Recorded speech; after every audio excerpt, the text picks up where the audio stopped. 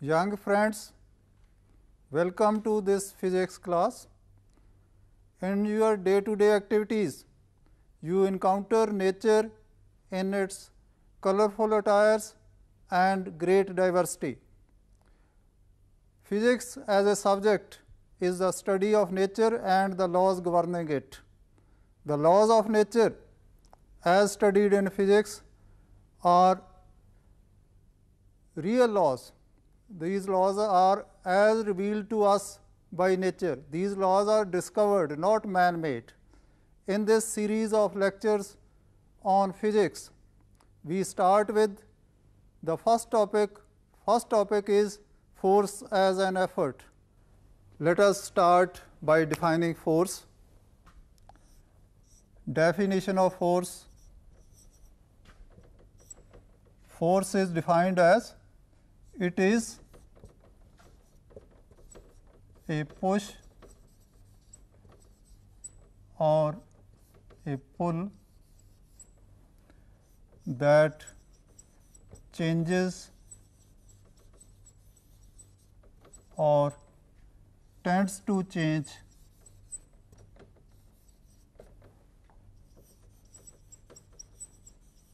the state of rest or of uniform motion.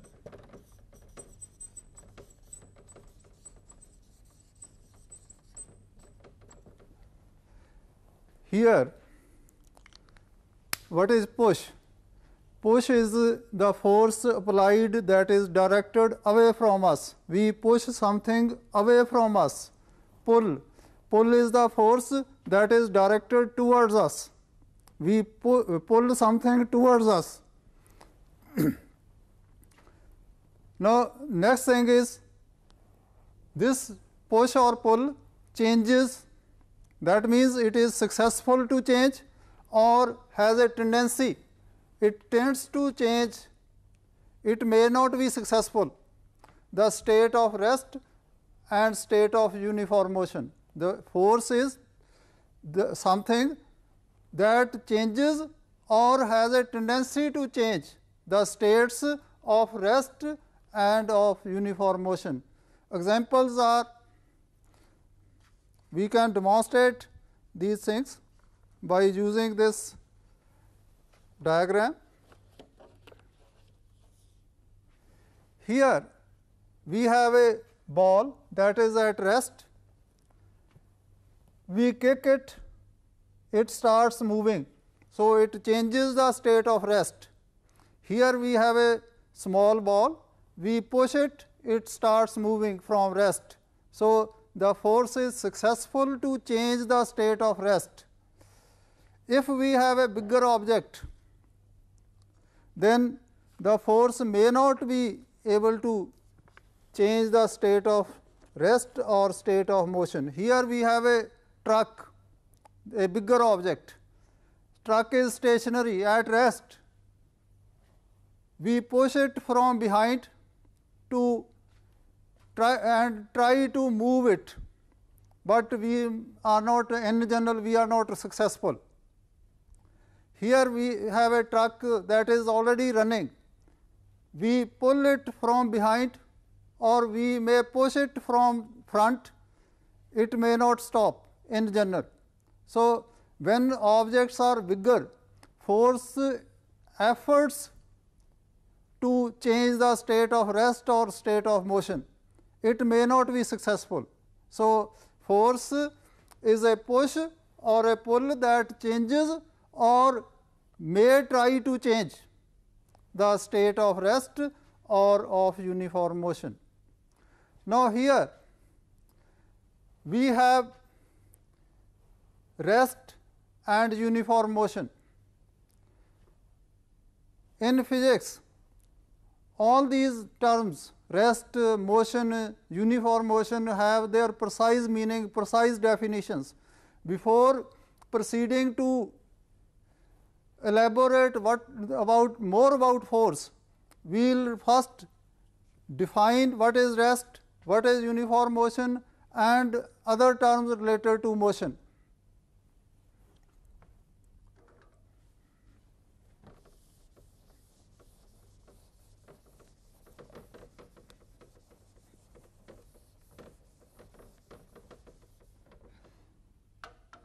First, we have rest.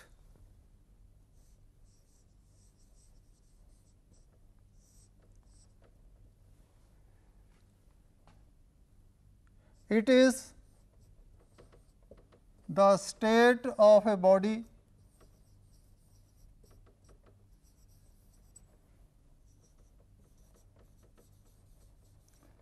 when its position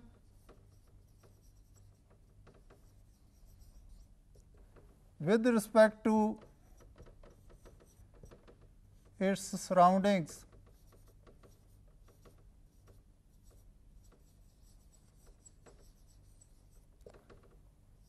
does not change. That is, body is fixed.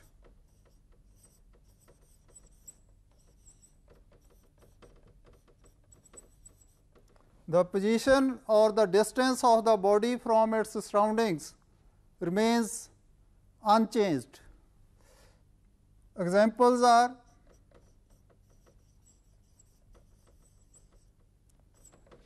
a tree,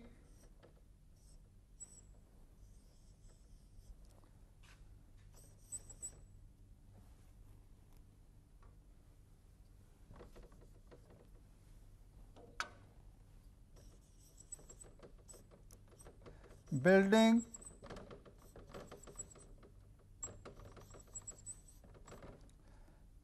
car or truck in a garage,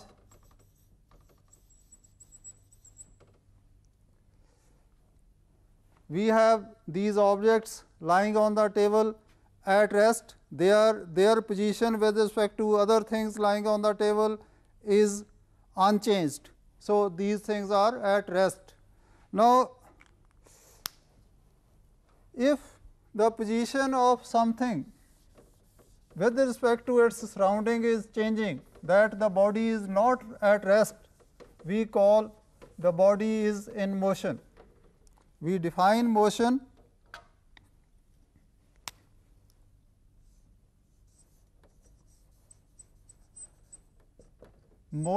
is the state of a body when its position with respect to or relative to its surroundings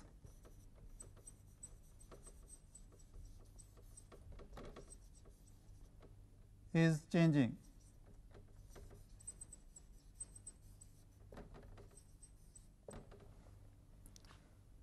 Examples are running, cars, buses, trains, aeroplane in flight,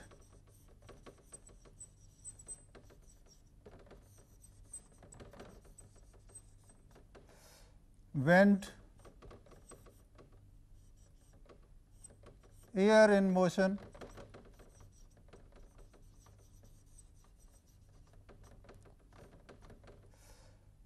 water in rivers,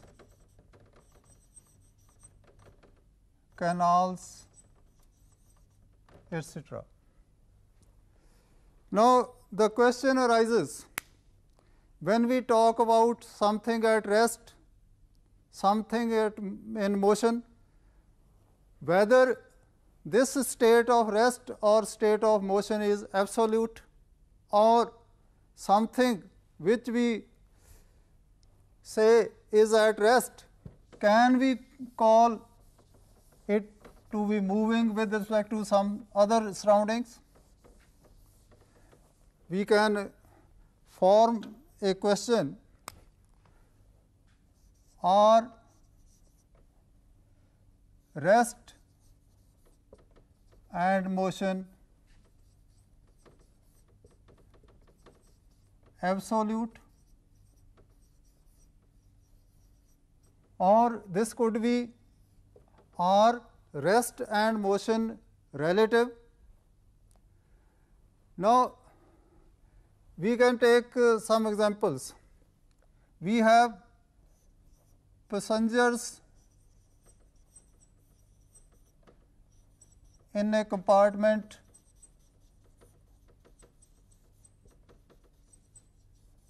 of a running train.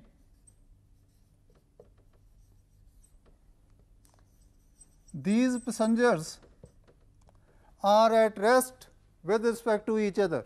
They can play cards, they can play other games as they were sitting in their rooms. Now, they are at rest with respect to each other. Now, what about relative to an observer at the station?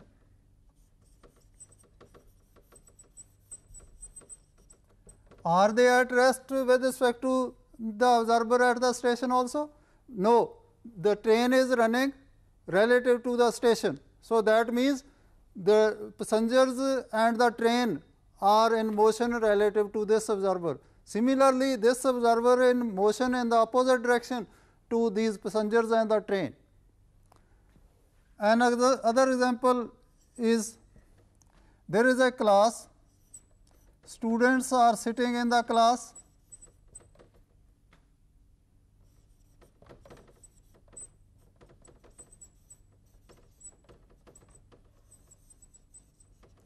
they are at rest relative to each other, relative to the desks in the room, relative to the board in the room. Now, there is an aeroplane. Aeroplane is running, flying above their class.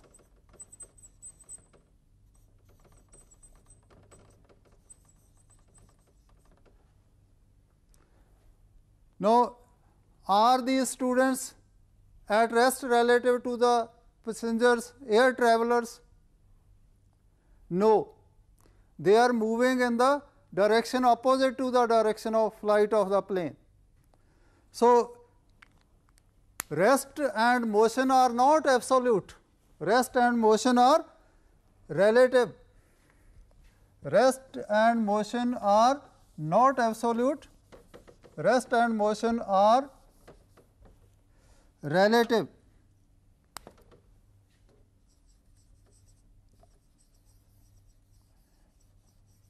An object or a body can be at rest or in motion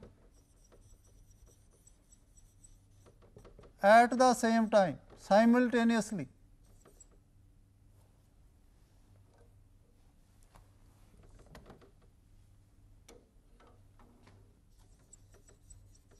At the same time. So, the same body that is at rest with respect to something may be in motion with relative to something else. Now, when we are talking about motion, motion can be in a straight line, motion can be on a plane, motion can be in space. So, we have three kinds of motion. Number one is motion in a straight line,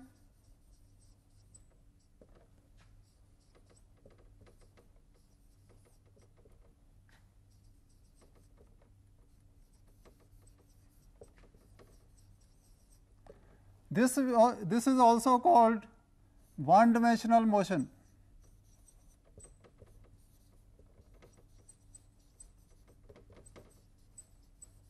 One dimensional or 1D motion.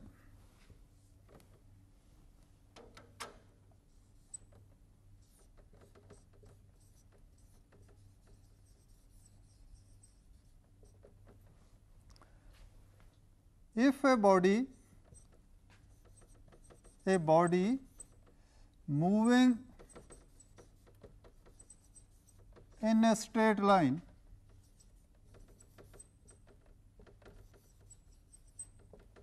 is said to be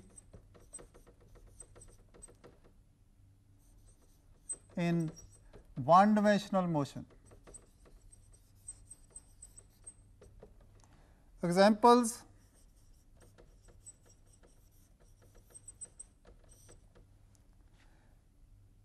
a train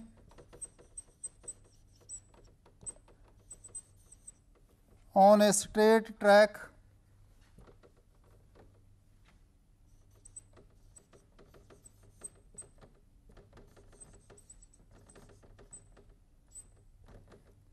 a car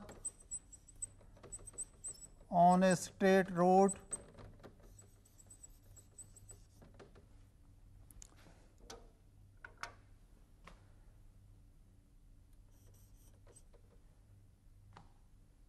a bead moving in a straight wire,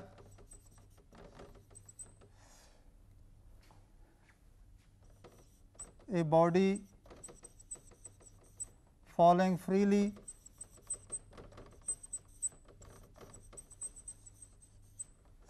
these are some examples of one dimensional motion. We have here some examples of this motion.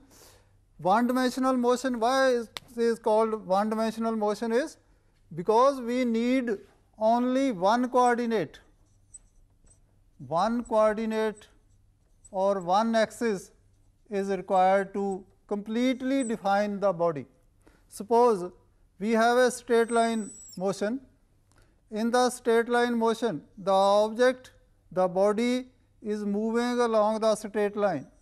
So, if we know its position along the x axis, then the position of the body is fully defined. We can say at a time t, the body is at a distance x from O along x axis. So, if we know its x coordinate, we know its motion completely. Similarly, if a body is falling freely, we can have, if we know this coordinate, let us call y axis, this is y axis.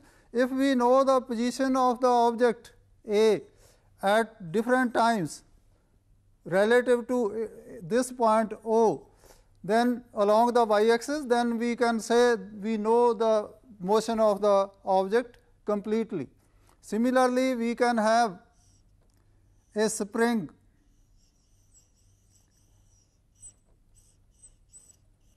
if we suspend a load with a spring and pull it downwards and leave, then this vertical motion of the load is also one dimensional motion. We can take this vertical axis as x or y axis. Here we have some models. On the basis of these models, we can show what kind of motion these objects have for one dimensional motion. Here we have a bead. This is a straight wire. In the straight wire, this bead is moving. Then this motion is one dimensional motion. When the object is falling down, it is, or moving up, it is a one dimensional motion. Even if the wire is tilted to the vertical, even then it is a one dimensional motion. Here we have a track. If a ball is moving on the track,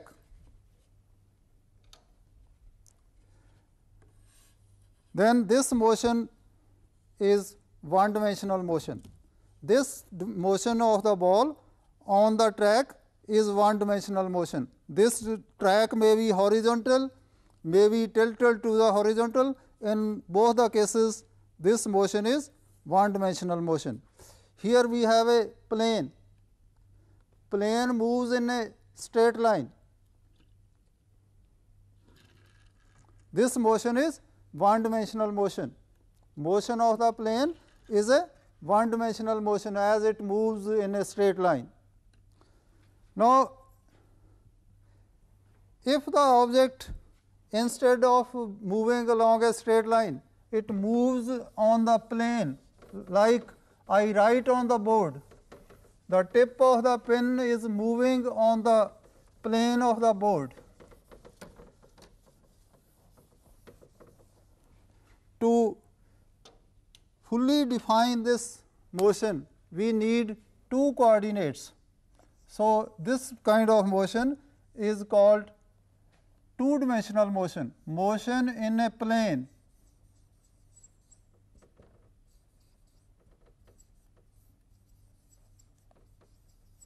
Or two dimensional motion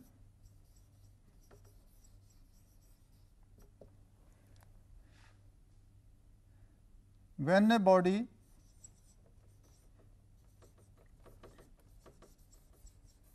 is moving in a plane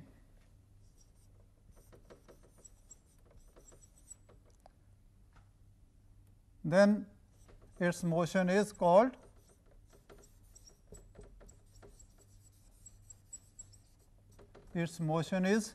two dimensional motion.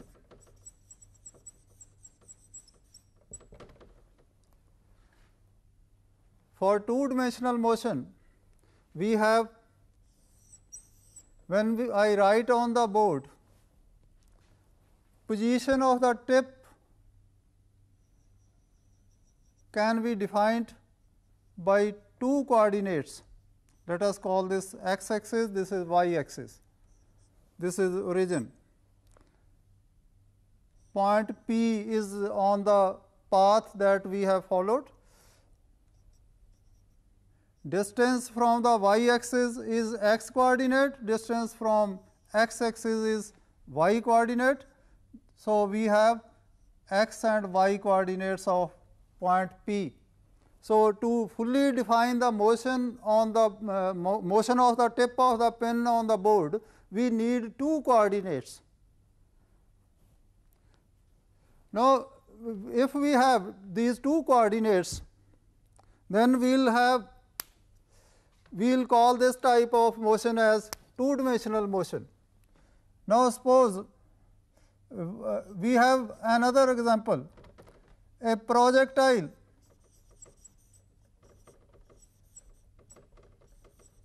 Projectile is, if we have, say we have a cliff, we throw the ball, this ball moves like this. So, we need x coordinate, y coordinate and x coordinate. This is origin and x axis, y axis. So, we need two coordinates. So, this kind of motion also is a two dimensional motion. If we have a boat in a tub, this is, and it is moving in the tub at the surface of the tub, this is a two dimensional motion. Now, if instead of a boat we have a submarine, instead of a boat we have a submarine, this motion is called three-dimensional motion.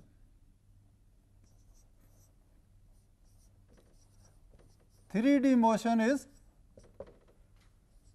motion in space.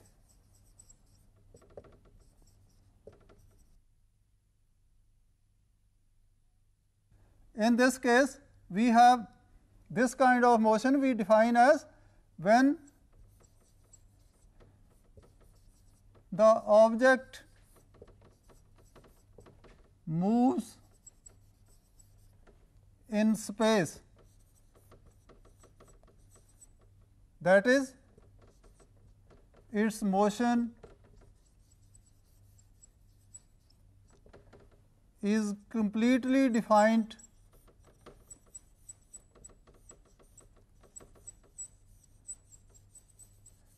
with three coordinates x, y, z coordinates. Examples: a kite,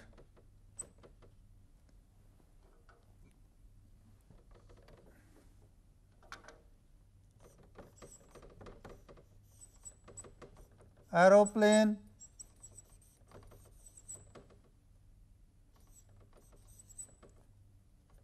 submarine,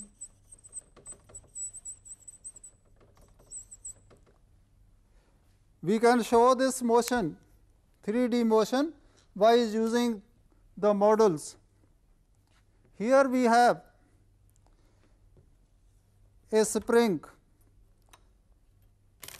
As this bead moves along this helical spring, it is moving in 3D. Its motion is up and down, forward or backward, left and right. So, we need three axes. So, this kind of motion is 3D motion. If we have this plane, we throw this plane, toy plane will move in space. It is moving, it is circulating around, and it is moving up or down. So, this is a 3D motion. Now, when we have discussed all the three kinds of motion and we want to go into details, we want to elaborate motion, we make some simplifications.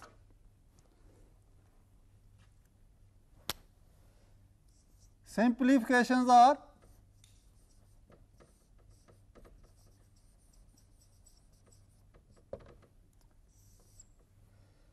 number one, we consider the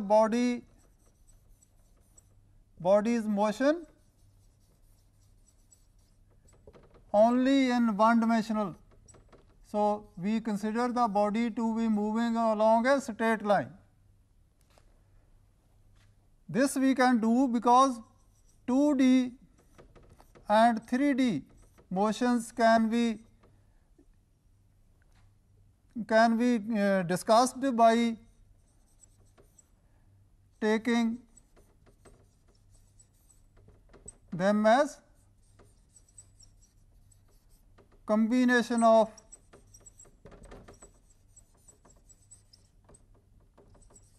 two or three independent 1D motions. Another simplification that we will make in our later discussions is the body. Body has its length, its breadth, its diameter, its radius, its height. We do not go into the details of the body, rather we consider it as a point particle.